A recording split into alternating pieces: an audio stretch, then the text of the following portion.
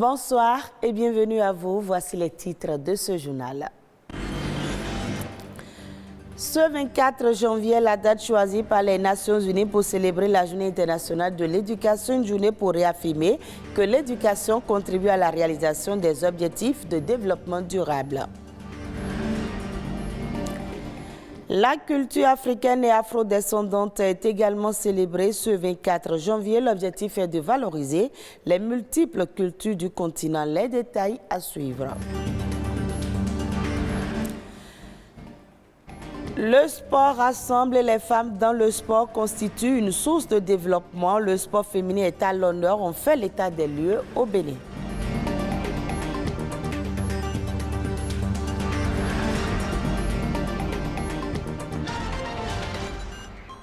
C'est le 24 janvier 2019 que les Nations Unies ont célébré pour la toute première fois la Journée internationale de l'éducation. Aujourd'hui, en 2023, cette journée prend toute sa place pour sensibiliser au rôle clé d'une éducation pertinente et de qualité pour la paix et le développement à travers le monde. Elle appelle les gouvernants à faire de l'éducation une priorité dans l'atteinte des objectifs et cibles mondiaux de l'agenda 2030 pour le développement durable. Reportage. Plus c'est venu en Est, la COP va suivre. Sans éducation, pas d'avenir pour les générations actuelles et futures. S'instruire est un droit humain.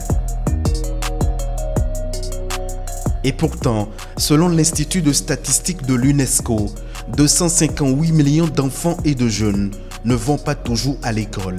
617 millions d'enfants et d'adolescents ne savent ni lire, ni effectuer des calculs simples. Moins de 40% des filles en Afrique subsaharienne achèvent leur scolarité au secondaire et près de 4 millions d'enfants et de jeunes réfugiés ne sont pas scolarisés, ce qui constitue une atteinte à leur droit à l'éducation. C'est pourquoi ce 24 janvier, le monde entier célèbre le rôle de l'éducation à travers la Journée internationale de l'éducation. L'éducation offre aux enfants la possibilité de sortir de la pauvreté et de s'engager sur la voie d'un avenir prometteur. Au cas contraire, la pauvreté, la discrimination, les conflits armés, les situations d'urgence et les effets du changement climatique sont autant de facteurs qui rendent l'accès à l'école difficile. À l'heure où le monde entier continue de lutter contre la crise sanitaire liée à la Covid-19, l'éducation doit être protégée pour éviter une catastrophe générationnelle.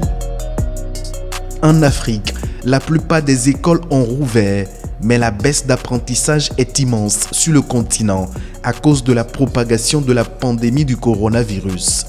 Au Bénin, dans le secteur éducatif, si le taux de scolarisation des enfants paraît de plus en plus satisfaisant, la couverture des besoins en infrastructures et surtout en enseignants demeure insuffisante à tous les niveaux.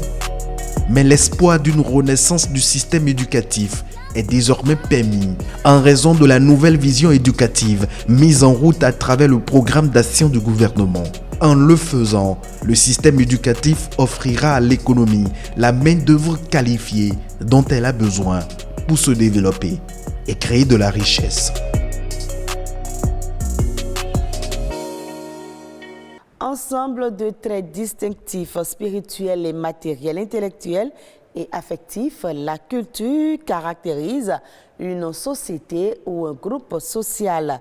Ce 24 janvier est dédié à la journée de la culture africaine et afrodescendante afin de célébrer les nombreuses cultures du continent africain et des diasporas africaines dans le monde entier. Lucrèce Amoussoui et Alessandra Diotan nous en disent davantage à travers cet élément. Elles sont bien nombreuses.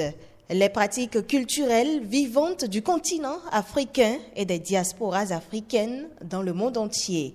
Un patrimoine à la fois matériel et immatériel, varié et très admiré.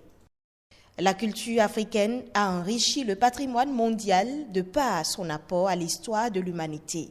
Nos frères qui, par le biais de la traite transatlantique, se sont retrouvés dans les Amériques. Ils sont partis d'ici avec leur culture, avec leur tradition.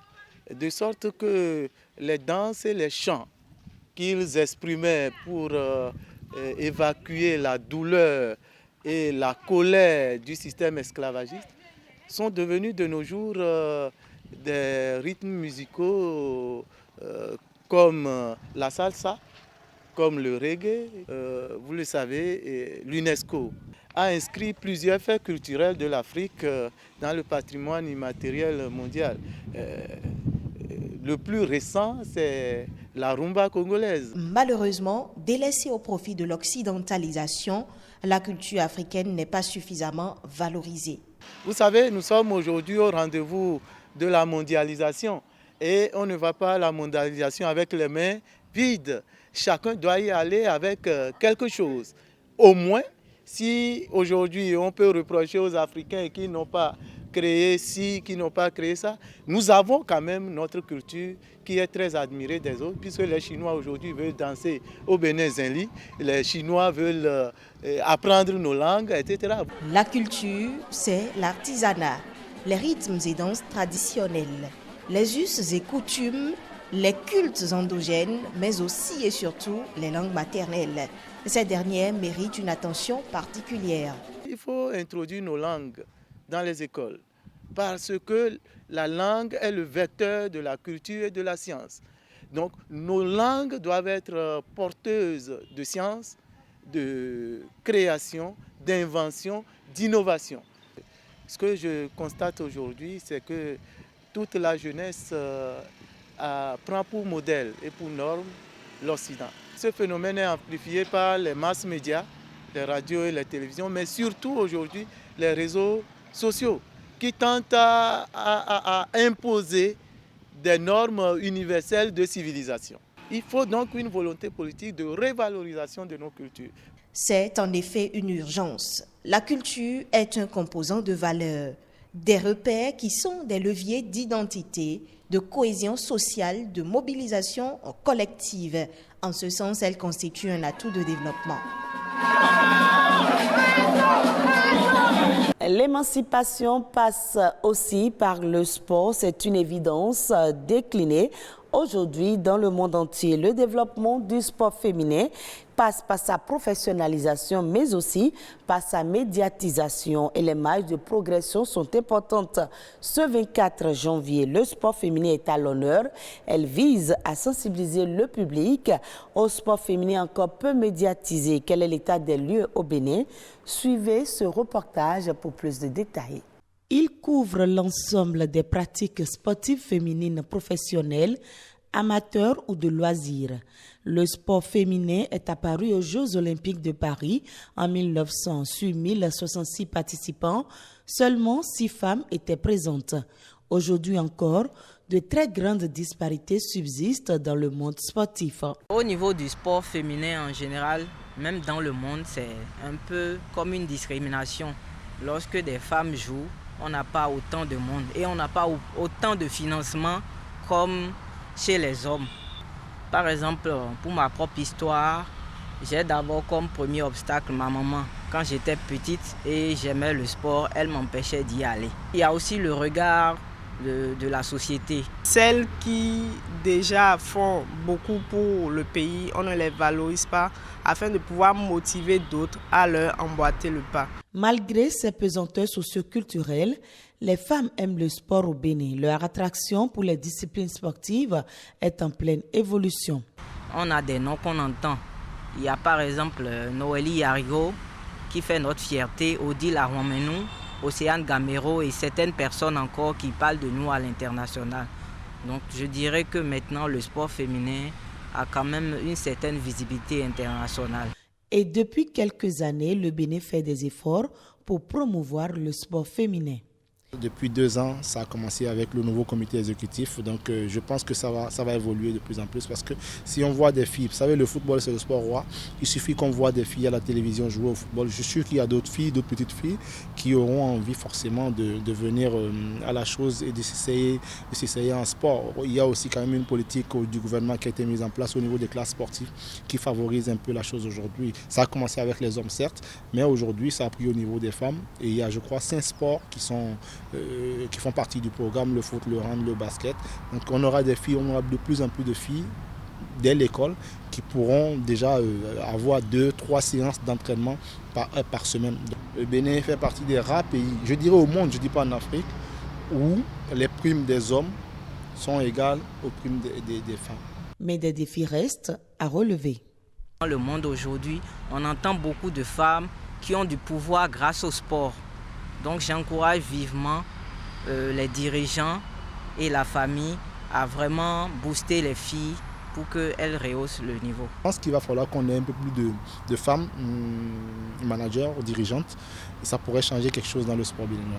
Pour développer le sport féminin, il faut agir sur le terrain pour favoriser la pratique pour toutes, soutenir le haut niveau et les événements féminins, mobiliser les réseaux pour faire bouger les lignes et médiatiser pour faire connaître et donner envie. Autre élément dans ce journal, l'inscription en ligne des candidats libres à l'examen du baccalauréat au Bénin nécessite des prédispositions en amont pour faciliter l'acceptation du dossier à l'office du baccalauréat. C'est la direction du service informatique qui s'occupe du bon suivi des dépôts de candidature. Aucun candidat n'est censé ignorer cette procédure.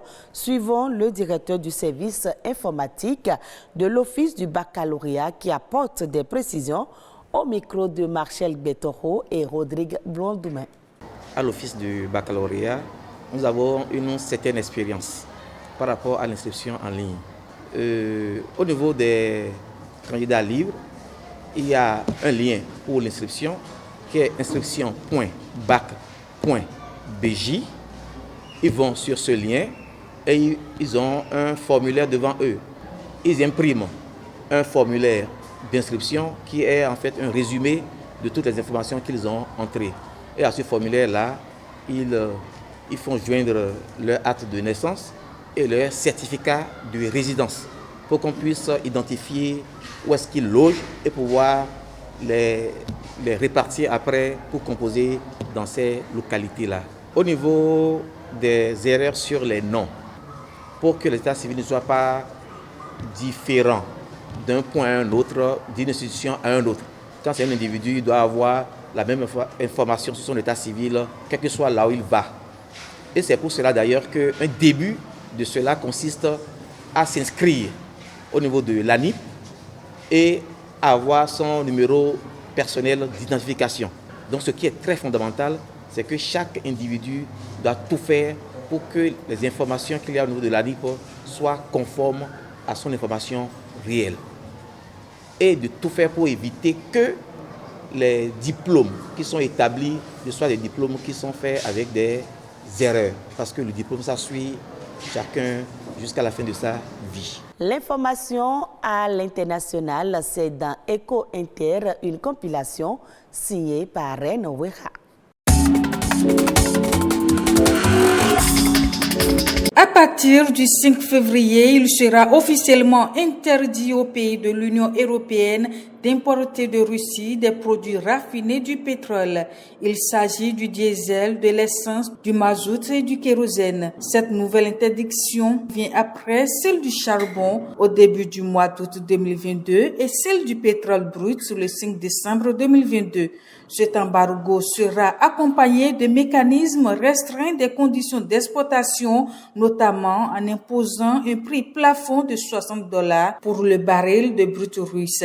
L'objectif est de réduire les revenus de l'État russe tout en évitant une forte volatilité des prix internationaux en cas de retrait de l'offre pétrolière russe. Face Face aux sanctions occidentales, la Russie cherche des alternatives. Avec les pays africains, la Russie s'oriente vers l'utilisation des devises nationales pour le règlement de leurs échanges commerciaux. L'annonce a été faite par le ministre russe des Affaires étrangères. Selon lui, des documents sont en cours d'élaboration pour reconfigurer les mécanismes d'interaction face aux sanctions. La Russie compte créer de nouveaux outils pour la coopération en matière de commerce, d'investissement, des chaînes d'approvisionnement et de paiement. Le pays a déjà convaincu certains de ses principaux partenaires commerciaux, dont l'Inde et la Chine, d'intensifier l'utilisation des monnaies nationales dans les règlements mutuels. Et puis, bonne nouvelle pour les Algériens. Les Français défient la concurrence grandissante sur le marché. Ils ont fait un très bon début de campagne grâce à des prix compétitifs. Ces dernières années, les exigences algériennes posées dans les appels d'offres ont été modifiées et ont permis au blé de la mer Noire et en particulier au blé russe de se positionner avec succès. Jamais formellement exclu, le blé français a perdu son statut privilégié mais n'a pas pour autant délaissé le terrain et fait même un retour en force. Depuis le début de la campagne il y a 6 mois, la France a exporté 350 000 tonnes de plus que l'année dernière à la même période. Seul le blé ukrainien est résolument imbattable à l'importation en Algérie.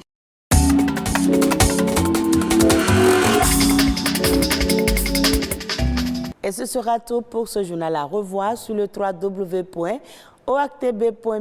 Merci de l'avoir suivi et très bonne suite des programmes de BB24.